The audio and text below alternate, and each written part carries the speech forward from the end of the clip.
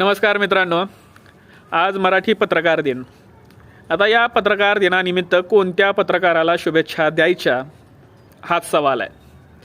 कारण कोणता पत्रकार निर्भीड राहिला आहे किंवा स्वतंत्र राहिला आहे, निपक्षपाती राहिला आहे, हे सांगणं जरा सध्याच्या घडीला खूप अवघड आहे. कारण प्रत्येक दैनिक, प्रत्येक साप्ताहिक, प्रत्येक मासिक आणि प्रत्येक न्यूज चॅनल कोणत्या ना कोणत्या पक्षाची बाजू घेऊनच बोलतात आणि त्या पक्षाला ते बांधील आहे. त्यांच्या विरोधात ते निगेटिव्ह बातमी देतच नाहीत. जर निगेटिव्ह बातम्या दिल्या तर जाहिराती जातील, जाहिराती गेल्या तर ह्यांचं पोट कसं चालणार. त्यामुळे पत्रकार प्रामाणिक आहे यावर आता विश्वास नाही आहे.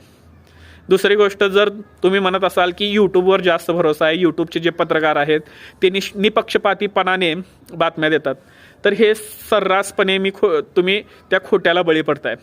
यूट्यूबवरचे सुद्धा पत्रकार असतील किंवा चॅनलवाले जे असतील ते सुद्धा कोणत्या ना कोणत्या वैचारिक विचाराला बळी पडलेले आहेत किंवा भीतीला बळी पडलेले आहेत. आता सध्याच्या घडीला एकाद दुसरे सोडलात तर यूट्यूब चॅनलसुद्धा विकले गेलेले आहेत, हे स्पष्ट आहे.